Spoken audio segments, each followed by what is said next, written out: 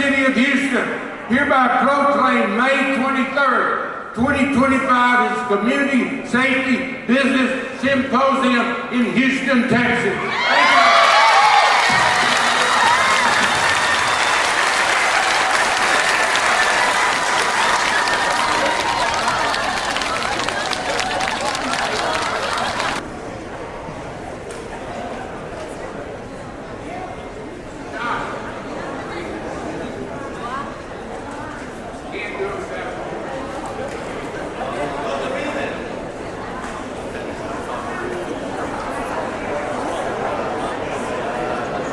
We're going to go ahead and start off with the panel discussion.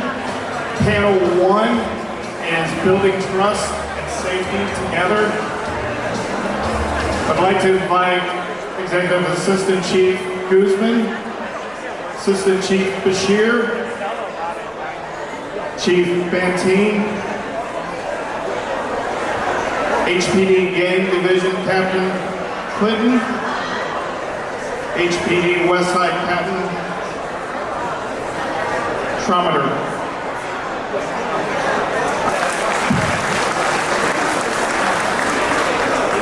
If you guys could be. But to the question, what are the crime concerns of a community?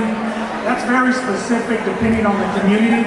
What I will go over is what we value and what we take serious here in the Houston Police Department and our law enforcement agencies within the city, which is violent crime. You know, it's important to make our city public safety the #1 priority, as the mayor said, and y'all heard him. There's property crime, and then there's the other quality of life issues that we deal with on a regular basis. So for every community, it's distinct to that community. We try to address them all, but I think the one that takes the majority of people that affects them is the property crime, where we have thefts, burglaries, and what we can hear, I mean, it's I don't know how much everybody heard when I was speaking earlier, but I'll just reiterate what the mayor said. We take public safety, it's our #1 concern. So what's the common crimes in the community, we have 3 basic ones. It's the violent crime, which we definitely do not want. It's the property crime, and it's the quality of life type issues. Obviously, every community is different. Different crimes affect each community. But what I think the one crime or issue that affects everyone is the property crime.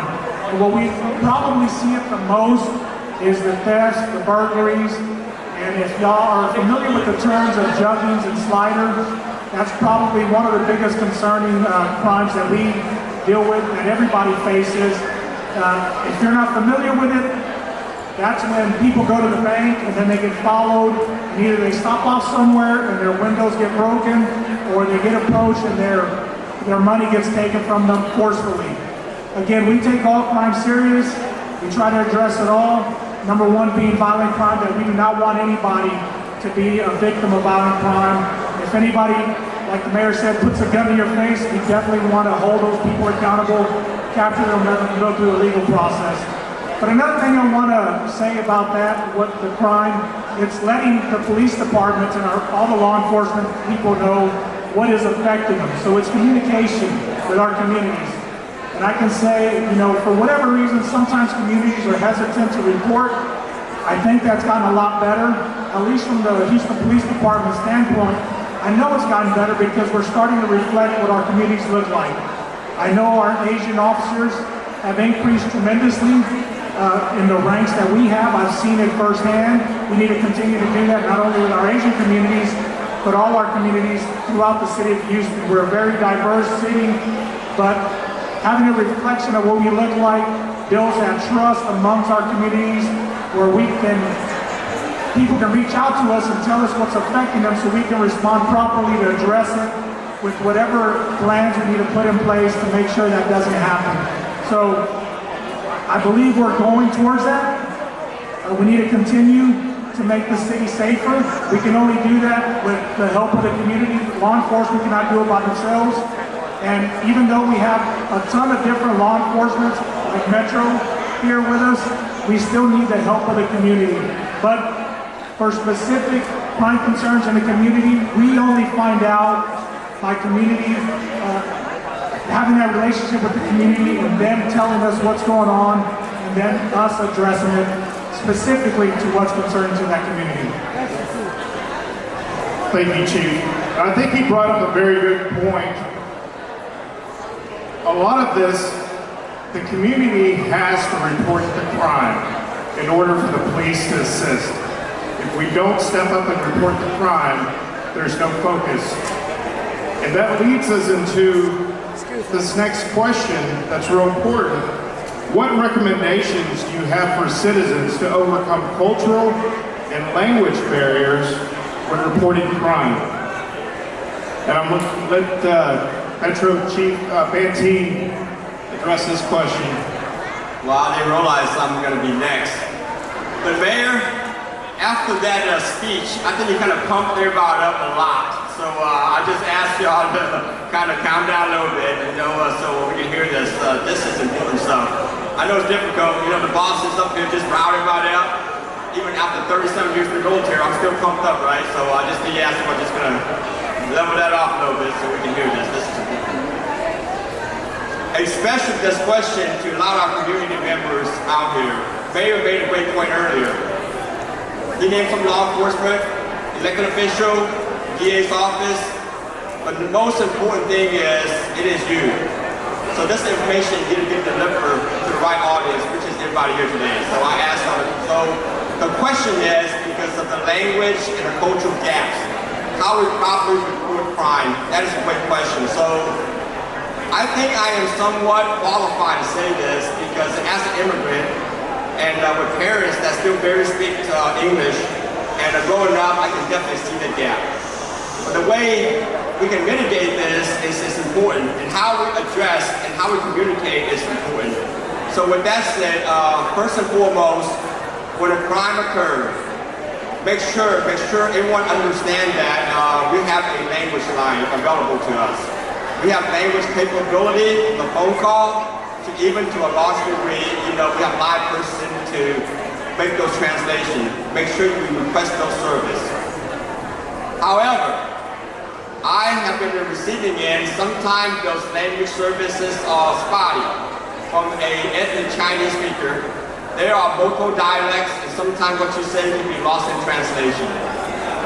If the language line is not the preference, I will highly recommend the fact that you bring someone you trust, meaning a close friend or family, to bring and conduct those translations for you.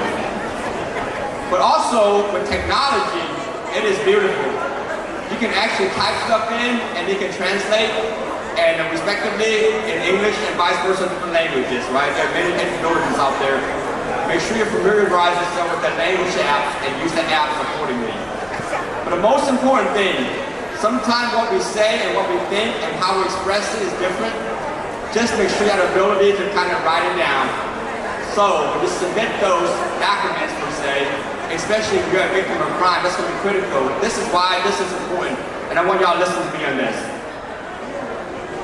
When a crime occurs, you will probably experience the most critical moment, not one of the most critical moment in your life. So sometimes it's going to take some time to reflect. You have to report a crime in combination, in conjunction with the language gap and also a culture gap. I want you to kind of write it down to refresh your memory. So what you say has to be accurately reported, so law enforcement can go and follow those leads. But this is the piece I wanted to highlight. This is the most important thing. Being the fact that all residents living in Houston, the greater Houston, you kind of have to know your rights in a lot of ways. On the record, we are here to ensure public safety, and public safety is the most important thing. Whether your immigration status has absolutely nothing to do with what we do, right? We're here for 4 primary objectives: enforce the law, reduce crime, preserve peace, and most importantly, providing a safe environment. And that's just not for Metro. I get somewhat overqualified for HPD because I spent over 25 years there, and I've worked enough with Harris County Sheriff's Office. I can kind of represent in that voice and and most important, I got DA down here too. So I guess I'm spot on. So thank you for the question. Thank you, Chief. I know we're switching the questions up. Hey, it's law enforcement, you gotta be on your toes, right? All right, that leads to the next question. So how do you report a crime? And what is the process for dispatching? And before I let Captain Clinton and Captain, I'm gonna try to say his last name again, Trometer. I'm gonna have it by the end of this event today. So I want to add to that because there is a common myth circulating on social media that posting videos of a crime, and what is that video that everybody's seen a lot of? It's Grizzly Hood News, right? Everybody's familiar with that? So, or posting videos on, or incidents, they write about it on platforms like WhatsApp, X, Nextdoor, or Instagram. I think a lot of the citizens believe that if they post all of that online, law enforcement is going to start to look into it and start the investigation from that point. I'm going to let Captain Clinton and Captain Trometer. Thank you for the question. So the way you report a crime, of course, if it's an emergency, you want to dial 911, right? For all emergencies. If you're reporting a crime and it's not an emergency, it's important to know this phone number that I'm going to give you. The non-emergency phone number that you need to call is 713-884-3131. Again, the non-emergency phone number is 713-884-3131. The other question was, what's the process for dispatching a call? So if you dial the emergency number or the non-emergency number, your call will go to a call taker at the Emergency Communication Center. This call taker will ask you a series of questions about the crime that's occurring. Based on the answers you give the call taker, the call will be coded a certain priority. For instance, if someone broke into your house 3 hours ago, the priority will be lower than if someone is breaking in your house right now. That's an active crime that's going on right now, and that's a higher priority. So after you answer the series of questions from the call taker, that information will go to the dispatcher. The dispatcher will then dispatch the calls based on the priority of the call. Of course, emergency calls go first. Those are calls that are priority 1 and 2 calls. The lower priority calls are priority 3, 4, 5, and 6. So based on the priority of the call, the dispatcher will dispatch those calls appropriately. Let me give you an example. And some citizens don't know this, but say you've been waiting on a police officer to come to your house because your car was broken into. It's been an hour. You're like, hey, where's the officer? Sometimes the officer can be en route to your house, driving to your house to do the police report for you. Then all of a sudden, a shooting will drop in that area. So the officer that was coming to your house to do the report, the dispatcher will pull that officer from that call, and that officer will have to go to the higher priority call. So this is, sometimes this is the case when you're waiting and saying, hey, officer's taking 2 hours to come to the call. Sometimes they get preemptive to another higher priority call. But that's basically how you report a crime and the dispatcher dispatches the calls. Captain Trump, do you have anything to add to that? I'm gonna do a quick plug for the Harris County Sheriff's Office. We are hiring dispatchers, and they do have a table back there, just in case you're interested. All right, so moving on here. as Assistant Chief over Patrol Region 3, what do you see as your priority for the community in terms of crime prevention and investigation? Good morning, everyone. I'm honored to be here, and it's a great view from the stage to see all the people that showed up today, the business owners, the city leaders, and all the volunteers to make this possible. My partner's here to talk about crime when it occurs, what to do. I'm briefly going to talk about how you can prevent it from happening in the first place. So here's some things that help me prioritize my crime prevention and how to deploy my resources to ensure that crime does not occur. Some of the tactics I use, I look at the stats, I look at the crime, what kind of impact are they having in the community, they create strategies and deploy resources to those areas to ensure that crime is prevented from the get-go.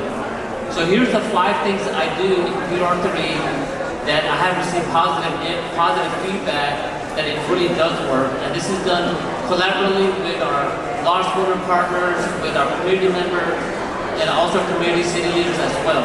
The first thing I do is identify the problem. What is it? Is it homicide, jugging, B&Bs? There's a saying, once you identify the problem, you're halfway there to solving that problem. The second thing I do is what I like to call community policing. That is building trust with the community members, so that way we can collectively come up with a solution to resolve those issues. I'll give you one example. Just this Saturday, my team, we were out here riding bikes, hitting the Chinatown because there were increase of burglaries, and we were doing B&B cars. We also came here to this community center and met with the community members to build that trust. A third strategy I do is what's called hotspotting policing. This is identifying where most of the crimes are occurring. We deploy more resources in that area to prevent it from occurring in the first place. We cannot go about without dealing with our youth. And those are programs of what I like to call early intervention. And that's dealing with our youth, such as we have PALS, we also have other programs that engage in youth, especially after school, where they're more prone to commit different types of crimes. The last thing I want to talk about is this is very important, and that is public awareness campaigns. This could be family violence, B&Bs, juggings, auto thefts, you name it. So these are some of the things that I do in PR3, where it's building relationships, has lasting impact, and also sends a clear message to criminals that you're not welcome to. I hope that answers the question. Thank you for explaining that. And before we go to the next panel here, if I may ask all the friends, all the participants today, please stay quiet. I'm going to announce these 2 numbers for your winning number, and then we continue. If you don't hear, you miss the chance, okay? 641-301, 641-301, 938-586, 938-586. Stay quiet so you can hear your next numbers. Continue, please. Thank you for your attention. Thank you. At the back, did you hear your number? All my friends at the back, would you please stay quiet so we can listen to this very important message. Thank you for staying quiet and pay attention. Thank you. Thank you. That was our commercial, by the way, as you're filming this live.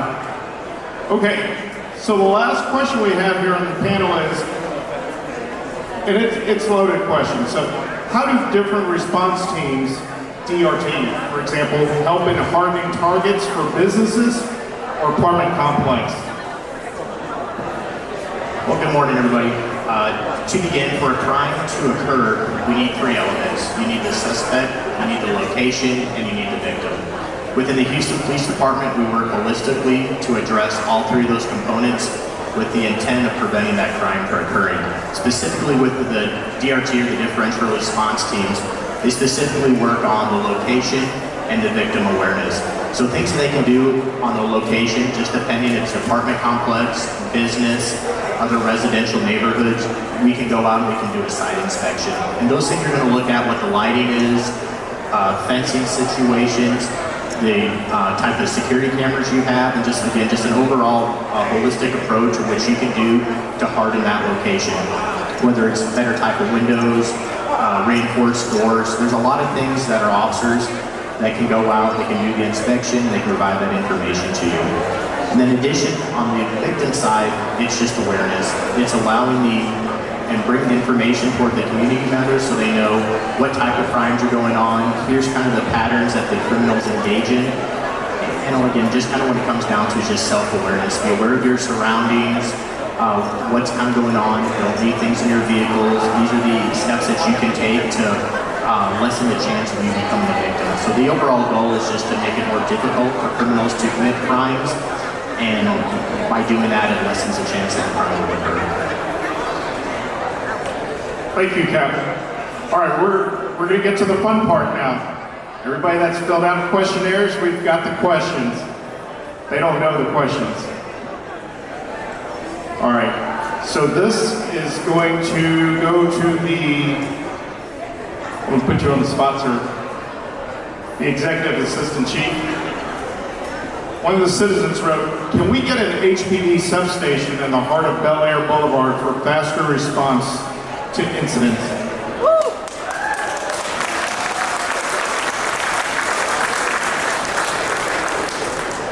They want to put a HPD substation. Boy, I'm really putting them on the spot, and possibly mayor too. Well, I'm not going to get myself in trouble here and promise something that I can't deliver. But I can say that with the new contract passing, I'm hoping that our numbers increase or we'll need more police stations. And if that's a possibility, more officers on the street will need more places to house them so they can respond quicker. Is that one location? Absolutely. I think that's something we can look at. But it's also across the city. Obviously, our response times is something very important to us. We're constantly working to improve on that. But it's not just one community, it's the entire city of Houston that we want to be responsive to. So, again, if our numbers go up and the need is there, I think we will try to have police stations throughout the city, not just where we have them, but try to add more additionally everywhere. So I hope that I don't want to just single out anyone. I want to make sure everybody understands that we're here to serve everybody. So again, I hope that answers your question. Yes, we are for it. I think that's a very good answer. And on top of that, to assist with the recruiting, we would love to see an increase in the number of Asian officers out there. Is that right, Chief? If we can get the community to partner up and help out. Yes, I mean, we're always hiring. I know Metro's hiring, Sheriff's is hiring, everybody, every law enforcement. It's actually a profession that is very rewarding. If you would join, I've been on 25 years now. There's nothing else that I ever want to do. But we are always hiring. Every agency is hiring. Of course, we want to take care of Houston and our surrounding area, but every law enforcement could use the help. And again, it's the community.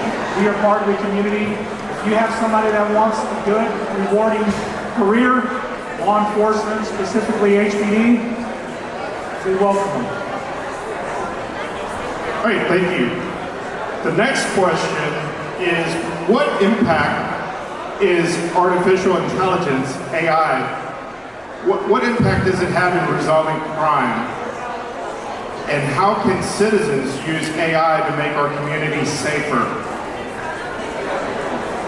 I'll let somebody take a stab at this one. But first, about AI, we are already using it as individuals, okay? A certain proportion of it. For example, when you get a text message, email, it already kind of fills it out for you, right? That's already, the AI is already impacting that. But these are some things that different departments are looking into it, as far as managing a caseload, a case management, identifying the priority, which cases should be a higher priority, lower. It kind of has this rhythm, not rhythm, but like a system to it, where it helps identify those. But some of the things that comes in, the legality aspect of it, right? We still have to do our photo arrays and other techniques which are acceptable in the court system. But I do see a trend coming with AI. But one thing I do want to talk about is, which has been a topic, is AI crimes, where people are stealing your identities and using social media, pretending to be you or committing other type of heinous crimes, using your facial recognitions. So those are where we are trying to get ahead of that, establish laws, and be able to investigate those type of cases as well. So that's the limited answer I have at the moment, unless somebody else wants to add something else. Well, I guess the question is AI, and it's the future. It's going to make us more efficient. We're going to do a lot more. But to the boss point, Mayor's point earlier, you all the most important folks out there. Human intelligence is still the best intelligence. The common denominator is, yep, you guys, it has to take people that care about the community, they care about the city, to make a difference. Hence, I would like to highlight something.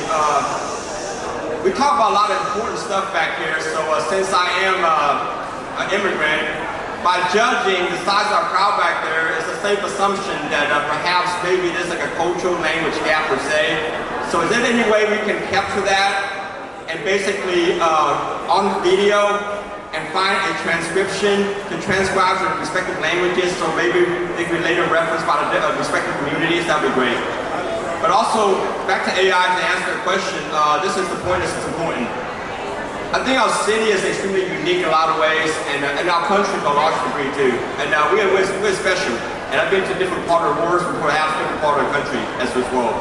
So with that said, in the month of May, let's say for instance, why is May so important? Well, since I promised my mom and my wife that just to remember Mother's Day, so because May is Mother's Day, so we got a lot of mothers in here, this is important. The reason why we have this event this month is also May is the AAPI month, and that is extremely important. We kicked off the ceremony with the Pledge of Allegiance, and also a moment of silence, and also a little prayers. I mean, this is so beautiful, live in a city and a country that one nation under God, indivisible, liberty, just as all, right? And on top of that, just be mindful, this is why I want to highlight the importance of people and the dedication and the commitment of our city and our country. Last week, as we all know, we celebrated the National Police Week. And to celebrate all the duty, the valor, and the sacrifice are also the dotted line of duty, not just in the city of Houston, also in DC. So people are committed. And also, in 3 days from now, on Monday, we're going to celebrate Memorial Day to truly honor those who have given it all for their country. Now, I'd like to use an example.